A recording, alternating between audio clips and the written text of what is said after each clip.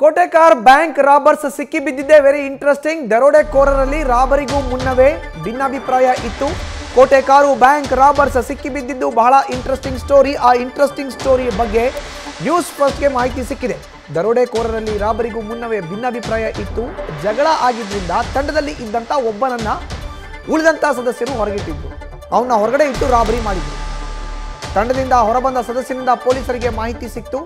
ದರೋಡೆಕೋರರ ಬಗ್ಗೆ ಇಂಚಿಂಚು ಮಾಹಿತಿಯನ್ನ ತಂಡದಿಂದ ಹೊರಗಡೆ ಬಂದಂತ ರಾಬರಿ ಗ್ಯಾಂಗ್ನಿಂದ ಹೊರಗಡೆ ಬಂದಂತ ವ್ಯಕ್ತಿ ತಿಳಿಸಿದ್ದ. ಈತನ ಮಾಹಿತಿಯನ್ನ ಆಧರಿಸಿ ತನಿಖೆಯನ್ನು ನಡೆಸಿ ಮೂವರನ್ನ ಪೊಲೀಸರು ಈಗ ಬಂಧಿಸಿದ್ದಾರೆ. ಧಾರಾವಿ ಗ್ಯಾಂಗ್ ಅಂತ ಹೆಸರನ್ನ ಇಟ್ಟು ಈ ಗ್ಯಾಂಗ್ ಕಳ್ಳತನವನ್ನ ಮಾಡಿತ್ತು. ನೋಡ್ತಾ ಇದ್ದೀವಿ ಒಂದ್ ಕಡೆ ಕೋಟೆಕಾರು ಬ್ಯಾಂಕ್ ಯಾವ ರೀತಿ ಲಪ್ಟಾಯಿಸಿದ್ರು ಕದೀಮರು ಅಂತ. ಅದರಿಂದ ಹೊರಗಡೆ ಬಂದಂಥ ವ್ಯಕ್ತಿನೇ ಪೊಲೀಸರಿಗೆ ಮಾಹಿತಿ ಕೊಟ್ಟು ಪ್ಲಾನ್ ಏನು ಅನ್ನೋದನ್ನ ರಿವೀಲ್ ಮಾಡಿದ್ದ. ಆತ ತಿಳಿಸಿದ್ದ ಪೊಲೀಸರಿಗೆ. ಹೀಗಾಗಿಯೇ ನೇರವಾಗಿ ಈಗ ಮೂವರನ್ನ ತಮಿಳುನಾಡಿನ ತಿರುನಲ್ವೇಲಿಯಲ್ಲಿ ಪೊಲೀಸರು ಬಂಧಿಸಿದ್ದಾರೆ. ನೋಡ್ತಾ ಇದ್ದೀವಿ ಫೋಟೋದಲ್ಲಿ ಇರುವಂತ ಇವರೇ ಆರೋಪಿಗಳು. ಬ್ಯಾಂಕನ್ನ ದರೋಡೆ ಮಾಡಿದ್ದು ಲಪ್ಟಾಯಿಸಿದ್ದು ಇವರೇ ಅನ್ನೋದ್ರ ಬಗ್ಗೆ ಈಗ ಮಾಹಿತಿ ಸಿಗ್ತಾ ಇದೆ.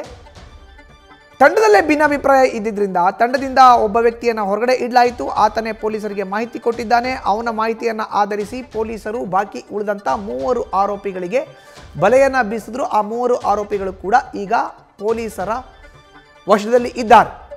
ಇವರೇ ಅವರು ಪೊಲೀಸರ ವಶದಲ್ಲಿ ಇರೋ ಅಂಥ ಆರೋಪಿಗಳು. ತಂಡದಿಂದ ಹೊರಬಂದಂಥ ವ್ಯಕ್ತಿಯಿಂದ ಮಾಹಿತಿಯನ್ನು ಪಡೆದು ಅದರ ಮೇಲೆ ಕಾರ್ಯಾಚರಣೆಯನ್ನು ನಡೆಸಿ ಈಗ ಮೂವರನ್ನ ಪೊಲೀಸರು ಬಂಧಿಸಿದ್ದಾರೆ. ದಕ್ಷಿಣ ಕನ್ನಡ ಜಿಲ್ಲೆಯ ಕೋಟೆಕಾರು ಬ್ಯಾಂಕ್ನ ದರೋಡೆ ವಿಚಾರಕ್ಕೆ ಸಂಬಂಧಪಟ್ಟಂತೆ ಈಗ ಆರೋಪಿಗಳು ಪೊಲೀಸರ ಬಲೆಗೆ ಬಿದ್ದಿದ್ದಾರೆ.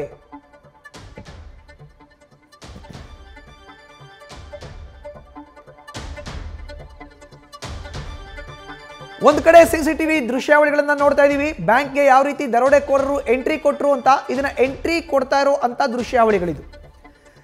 ಎಡಭಾಗದಲ್ಲಿ ಒಂದು ಕಾರ್ ನಿಂತಿದೆ. ಮೂವರು ನಡೆದುಕೊಂಡು ಹೋಗಿ ಬ್ಯಾಂಕ್ಗೆ ಎಂಟ್ರಿಯನ್ನ ಕೊಡ್ತಾರೆ. ಬ್ಯಾಂಕ್ ಒಳಗಡೆ ಹೋಗ್ತಾರೆ. ಅದಾದ ಬಳಿಕ ಬ್ಯಾಂಕ್ನಲ್ಲಿ ಹಣ ಚಿನ್ನಾಭರಣವನ್ನು ಲಪಟಾಯಿಸಿ ಹೊರಗಡೆ ಬರ್ತಾರೆ. ಹೆಚ್ಚಿನ ಮಾಹಿತಿ ನೀಡ್ತಾರೆ ನಮ್ಮ ಪ್ರತಿನಿಧಿ ಕಿರಣ್. ದೂರವಾಣಿ ಸಂಪರ್ಕಕ್ಕೆ ಸಿಕ್ಕಿದ್ದಾರೆ. ಕಿರಣ್, ತಂಡದಲ್ಲೇ ಇದ್ದಂಥ ಭಿನ್ನಾಭಿಪ್ರಾಯದ ಮಾಹಿತಿಯನ್ನು ಆಧರಿಸಿ ತಂಡದಲ್ಲಿ ಹೊರಗಿದ್ದಂಥ ವ್ಯಕ್ತಿಯ ಮಾಹಿತಿಯನ್ನು ಆಧರಿಸಿ ಪೊಲೀಸರು ಈಗ ಆರೋಪಿಗಳಿಗೆ ಹೆಡೆಮುರಿ ಕಟ್ಟಿರುವಂಥದ್ದು. ಕಿರಣ್,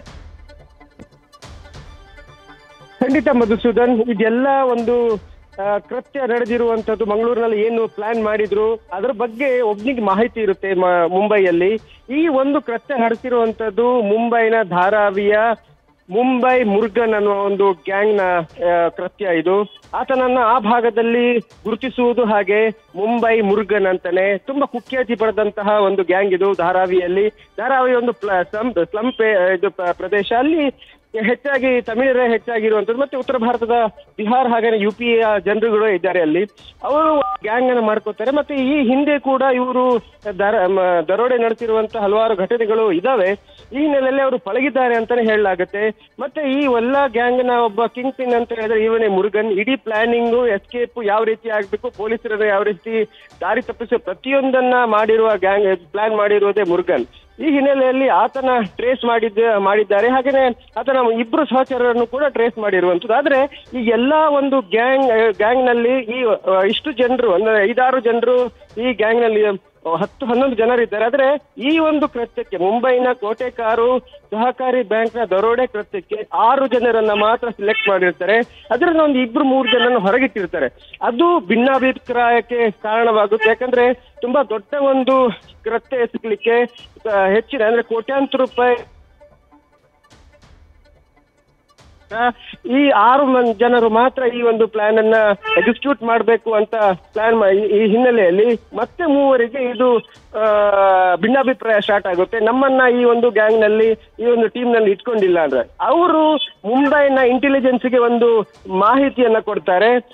ಈ ತರ ಮುಂಬೈ ಮುರುಗನ್ ಒಂದು ಪ್ಲಾನ್ ಮಾಡ್ತಾ ಇದ್ದಾನೆ ಅನ್ನೋದು. ಅವಾಗ ಮುಂಬೈ ಪೊಲೀಸರಿಗೆ ಒಂದು ಕ್ಲಿಯರ್ ಕಟ್ ಆಗುತ್ತೆ. ಏನಂದ್ರೆ ಮುಂಬೈಯಲ್ಲಿ ಈ ಮುಂಬೈ ಮುರುಗನ್ ಏನೋ ಒಂದು ದೊಡ್ಡ ಒಂದು ಕೃತ್ಯ ಎಸಗಲಿಕ್ಕೆ ಪ್ಲಾನ್ ಮಾಡ್ತಾ ಇರೋ ಅವನ ಚಲನವಲನಗಳ ಮೇಲೆ ಅವರು ಕಾನ್ಸಂಟ್ರೇಟ್ ಮಾಡಿರ್ತಾರೆ. ಆದ್ರೆ ಈ ಸಂದರ್ಭದಲ್ಲಿ ಮುಂಬೈಯಲ್ಲಿ ಏನೂ ನಡೆಯೋದಿಲ್ಲ. ಅದು ಕೆಲವು 2-3 ದಿನಗಳ ನಂತರ ಮಂಗಳೂರಿನಲ್ಲಿ ಕೋಟೆಕಾರಲ್ಲಿ ಬಹಳ ದೊಡ್ಡದೊಂದು ದರೋಡೆ ನಡೆದಿರುವ ವಿಚಾರ ಗೊತ್ತಾಗುತ್ತೆ. ಆ ಸಂದರ್ಭದಲ್ಲಿ ಯಾರು ಆ ಮಾಹಿತಿ ಕೊಟ್ಟಿದ್ರು ಆ ಮಾಹಿತಿಯನ್ನ ಮಂಗಳೂರಿನ ಪೊಲೀಸರು ಕೂಡ ಹಂಚ್ಕೋತಾರೆ. ಹೀಗೆ ಈ ಒಂದು ಕೃತ್ಯ ಬಯಲಾಗುತ್ತೆ ಮಧುಸೂದನ್. ಕಿರಣ್, ಈಗ ಮೂವರನ್ನ ತಮಿಳುನಾಡಿನ ತಿರುನಲ್ವೇಲಿಯಲ್ಲಿ ಬಂಧಿಸಿದ್ದಾರೆ. ಅವರಿಂದ ಎಷ್ಟು ಮೌಲ್ಯದ ಚಿನ್ನಾಭರಣ ಮತ್ತೆ ಹಣವನ್ನ ವಶಪಡಿಸಿಕೊಂಡಿದ್ದಾರೆ ಅನ್ನೋದ್ರ ಬಗ್ಗೆ ಮಾಹಿತಿ ಏನಾದರೂ ಸಿಗ್ತಾ ಇದೆಯಾ, ಹೇಗೆ? ಮಧು, ಈಗಾಗಲೇ ನಿನ್ನೆ ಅವರನ್ನ ವಶಕ್ಕೆ ತಕೊಂಡು ಇಂಟ್ರೋಗೇಷನ್ ಮಾಡಿಕೊಂಡು ಅವರಲ್ಲಿರುವಂತ ಚಿನ್ನಾಭರಣಗಳನ್ನ ಈಗ ವಶಕ್ಕೆ ತಗೊಂಡಿದ್ದಾರೆ. 2 ಗೋಣಿ ಚೀಲಗಳಲ್ಲಿ ಚಿನ್ನಾಭರಣ ಇದೆ ಅಂತ ಹೇಳಲಾಗುತ್ತೆ. ಆದ್ರೆ ಅದರ ಮೌಲ್ಯ ಎಷ್ಟು ಅನ್ನೋದು ಇನ್ನಷ್ಟೇ ಗೊತ್ತಾಗ್ಬೇಕಾಗಿದೆ. ಯಾಕಂದ್ರೆ ಈ ದರೋಡೆಕೋರರು ಹೇಗಂದ್ರೆ ಒಂದೇ ಕಡೆ ಅದನ್ನೆಲ್ಲ ಒಂದ್ ಕಡೆ ಇಟ್ಟಿರೋದಿಲ್ಲ, ಬೇರೆ ಬೇರೆ ಕಡೆಗೆ ಸ್ವಲ್ಪ ಅಂತ ಇಟ್ಕೊಂಡು ಬಂದಿರ್ತಾರೆ. ಆದ್ರೆ ಈ ಹಿನ್ನೆಲೆಯಲ್ಲಿ ಅದನ್ನೆಲ್ಲ ಈಗ ವಶಪಡಿಸ್ಕೊಳ್ಬೇಕು. ಯಾಕಂದ್ರೆ ಈ ಒಂದು ದರೋಡೆ ಈಗ ಘಟನೆಯಲ್ಲಿ 5 ರಿಂದ 6 ಜನರು ಭಾಗಿಯಾಗಿದ್ರು. ಹಾಗೆ ಲೋಕಲ್ ಸಪೋರ್ಟ್ ಕೂಡ ಇರುತ್ತೆ. ಅವ್ರಿಗೆಲ್ರಿಗೂ ಇದನ್ನ ಡಿಸ್ಟ್ರಿಬ್ಯೂಟ್, ಯಾಕಂತ ಹೇಳಿದ್ರೆ ಒಂದು ಸಲ ಫಸ್ಟಿಗೆ ಈ ಯೋಶ್ವಾನನ್ನ ಹಿಡಿದ ನಂತರ ಅವನು ಹೇಳ್ತಾ ಇದ್ದಿದ್ದು ಮುರುಗನ್ ಹತ್ರ ಇದೆ ಅಂತ. ಮುರುಗನ್ ಅವನನ್ನ ಹಿಡಿದ ನಂತರ ಅವನು ಹೇಳ್ತಾ ಇಲ್ಲ ಇನ್ನೊಬ್ಬನ ಹತ್ರ ಇದೆ ಅಂತ. ಆದ್ರೆ ಇಬ್ಬರನ್ನ ಇಂಟ್ರೋಗೇಷನ್ ಮಾಡ್ತಾ ಮುರುಗನ್ ಹತ್ರನೇ ಚಿನ್ನಾಭರಣ ಇದ್ದಿದ್ದು ಗೊತ್ತಾಗುತ್ತೆ. ಇಂಟ್ರೋಗೇಷನ್ ಎಷ್ಟು ಮಾಡಿದ್ರು ಕೂಡ ಬಾಯಿ ಬಿಡ್ತಾ ಇರಲಿಲ್ಲ. ಅದ್ರ ನಂತರ ನಿನ್ನೆ ಸಂಜೆ ಅಷ್ಟೊತ್ತಿಗೆ ಆತ ಬಾಯಿ ಬಿಟ್ಟಿದ್ದಾನೆ, ಎಲ್ಲೆಲ್ಲಿ ಇಟ್ಟಿದ್ದೇನೆ ಅನ್ನೋದು. ಅದನ್ನೆಲ್ಲ ಈಗ ರಿಕವರಿ ಮಾಡ್ಕೊಂಡಿದ್ದಾರೆ. ಮಧು, ಧನ್ಯವಾದ ಕಿರಣ್ ನಿಮ್ಮ ಮಾಹಿತಿಗೆ. ಇದು ತಮಿಳುನಾಡಿನಲ್ಲಿ 3 ಆರೋಪಿಗಳನ್ನು ಈಗ ಪೊಲೀಸರು ಹೆಡೆಮುರಿ ಕಟ್ಟಿರುವಂಥದ್ದು. ದಕ್ಷಿಣ ಕನ್ನಡ ಜಿಲ್ಲೆಯ ಕೋಟೆಕಾರು ಬ್ಯಾಂಕ್ ದರೋಡೆ ಪ್ರಕರಣಕ್ಕೆ ಸಂಬಂಧಪಟ್ಟಂತೆ ಟೀಮ್ನಲ್ಲಿ ಒಬ್ಬ ವ್ಯಕ್ತಿಯನ್ನು ಹೊರಗಡೆ ಇಡಲಾಗಿತ್ತು ಭಿನ್ನಾಭಿಪ್ರಾಯದ ಕಾರಣ. ಆತನೇ ಪೊಲೀಸರಿಗೆ ಮಾಹಿತಿಯನ್ನು ಕೊಟ್ಟು ಯಾವ ರೀತಿ ಪ್ಲಾನ್ನ ಮಾಡಿದ್ರು ಅನ್ನೋ ವಿಷಯವನ್ನು ಪೊಲೀಸರಿಗೆ ತಿಳಿಸಿದಂಥ ಹಿನ್ನೆಲೆಯಲ್ಲಿ ಆತನ ಮಾಹಿತಿಯನ್ನು ಆಧರಿಸಿ ನೇರವಾಗಿ ದಕ್ಷಿಣ ಕನ್ನಡ ಜಿಲ್ಲೆಯ ಪೊಲೀಸರು ತಮಿಳುನಾಡಿನ ತಿರುನಲ್ವೇಲಿಯಲ್ಲಿ 3 ಆರೋಪಿಗಳನ್ನು ಬಂಧಿಸಿದ್ದಾರೆ.